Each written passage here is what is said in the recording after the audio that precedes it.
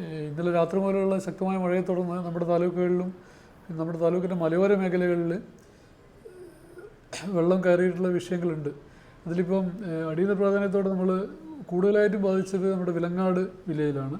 വിലങ്ങാട് വില്ലേജിൽ 32ഓളം മഞ്ഞച്ചീളി കഴിഞ്ഞ പ്രാവശ്യം ഉരുൾപൊട്ടലുണ്ടായ സ്ഥലമായിട്ട് ബന്ധപ്പെട്ട സ്ഥലങ്ങളിൽ ഒരു 32 ഫാമിലിയിൽ നമുക്ക് അടിയന്തരമായി മാറ്റി പാർപ്പിക്കേണ്ടതുണ്ട്. അപ്പോൾ അതിൽ കുറച്ച് പേര് ഏകദേശം ഒരു 10ഓളം കുടുംബങ്ങൾ അവരെ ബന്ധുവീടുകളിലേക്ക് മാറാമെന്ന് ധാരണയായിട്ടുണ്ട്. അതിൽ 3 കുടുംബങ്ങൾ മാറിക്കഴിഞ്ഞു. ബാക്കി ഈ 22ഓളം കുടുംബങ്ങൾ നമ്മൾ അവിടെയുള്ളൊരു പാരിഷ് ഹാളിൽ മാറ്റാനാണിപ്പം ആലോചിച്ചത്. അതിപ്പം അതിൻ്റെ നടപടി തുടർന്നുകൊണ്ടിരിക്കുകയാണ്.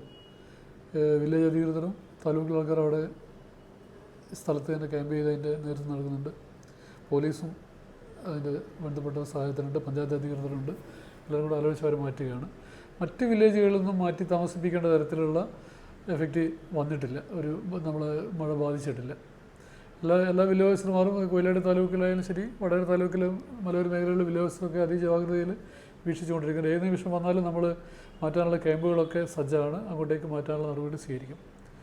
പിന്നെ നമ്മുടെ തീരദേശ മേഖലകളിൽ കാര്യമായൊരു പ്രശ്നം വടകരയായാലും ശരി, കൊയിലാണ്ടി ആയാലും ശരി വന്നിട്ടില്ല.